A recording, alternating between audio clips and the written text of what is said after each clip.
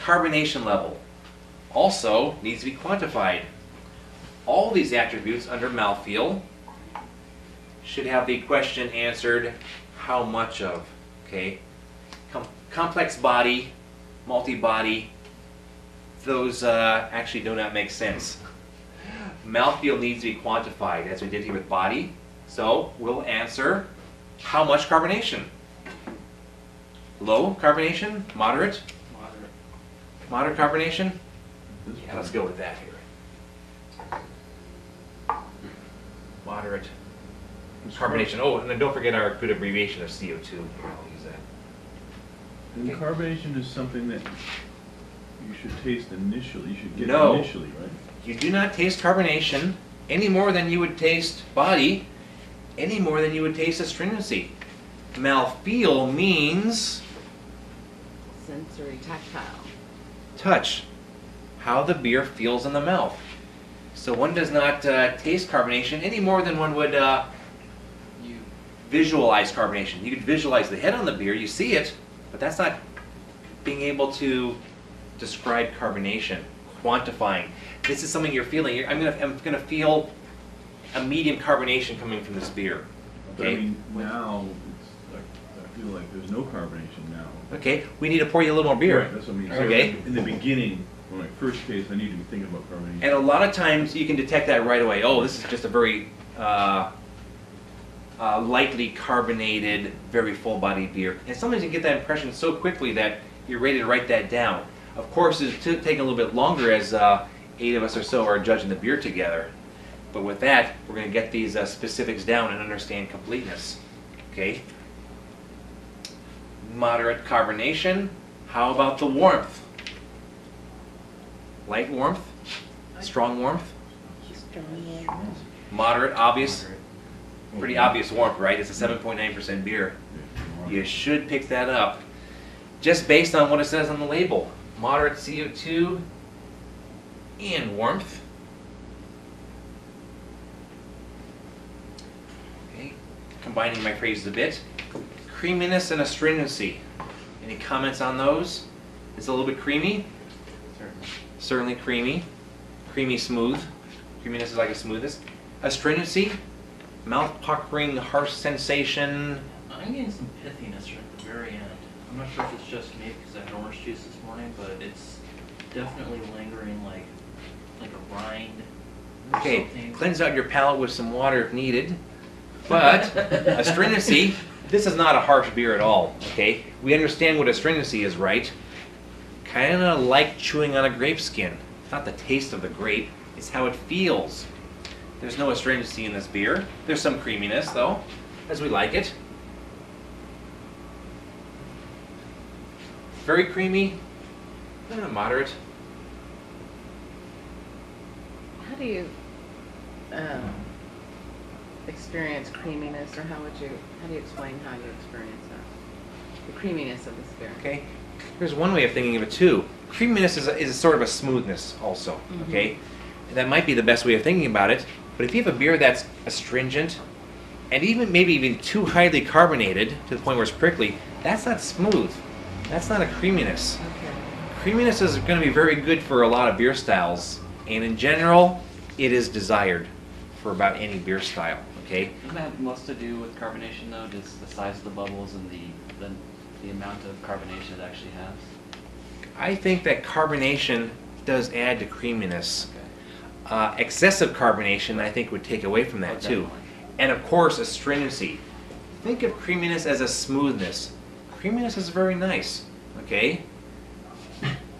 Maybe one of the best examples is a draft stout with the nitrogen. That promotes creaminess, doesn't it? That might even epitomize creaminess, okay? Well, if I have all 5 characteristics mentioned under mouthfeel, the specific ones, body, carbonation, warmth, creaminess, and astringency, note even what is not there, no astringency, let's go ahead and assign a score for the mouthfeel as appropriate to the style. Is this what we expect for the mouthfeel of a Doppelbock? Yes. It's going to be in the positive range of at least 3. What do you think, 3, 4, 5? You tell me what to score it, okay? A little more Doppelbock? What is it? What is it? Nobody wants to throw out a number and take a chance with this? I don't find any flaws, I'd give it 5. Okay, if you're finding no flaws, like it's a perfect mouthfeel, we have 1 vote for 5. Is there anything that detracts from it? Is there anything that should be more? Is there anything that's too much? Is it a perfect mouthfeel? This is a very good example of Paulaner Doppelbock, Paulaner Salvatore. Let's go ahead and score it a 5 then, just for the sake of moving on. Back to the flavor a little bit more too. It's warmed up a little bit too. Are there different flavors you're coming up with? Let's not forget balance and finish aftertaste. I think finish aftertaste might be the biggest thing that's lacking in score sheets. Like, judges routinely omit it or overlook it. And it's probably the #1 thing I see lacking on score sheets, especially for the exam.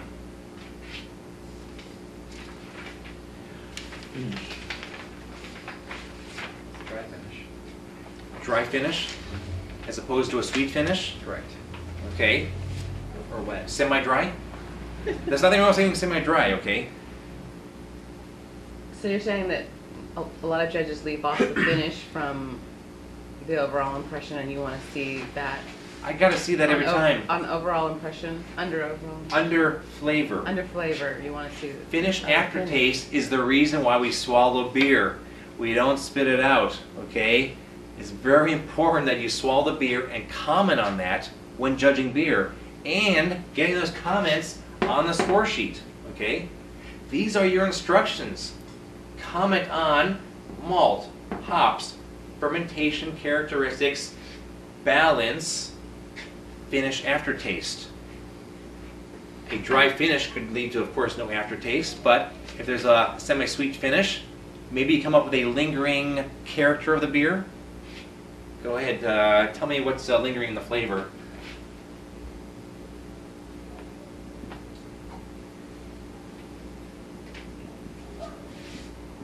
Toast.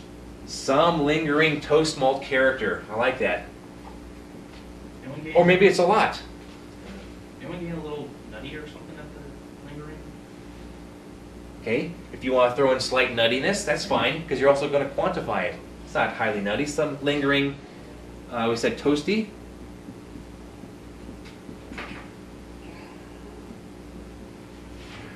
Balance is towards the malt, as opposed to hops, okay? As expected for the style. Balance is to the malt. Keep in mind that balance can be a couple things, okay? Balance is also flavors in unison, okay? Does everything seem well melded? The flavors well married? There's nothing out of whack, out of balance, so to speak, okay? It's a very smooth, well-balanced, properly made beer.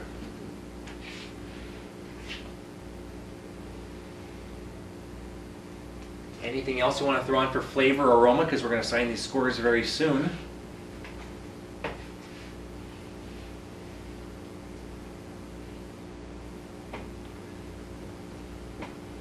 You know, as this warms up too, you know, I'm thinking of a little more of a caramel malt character too.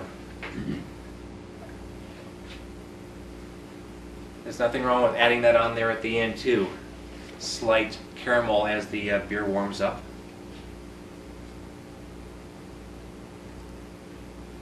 Anything else for flavor? Is there any fruitiness? Little, not as much as the aroma though. Slight fruitiness, probably malt derived. You can squeeze it in your score sheets if you are writing. Aroma and flavor. Let's go ahead and score those, okay, as appropriate to the style. Okay? And everybody just go ahead and throw out a number for aroma.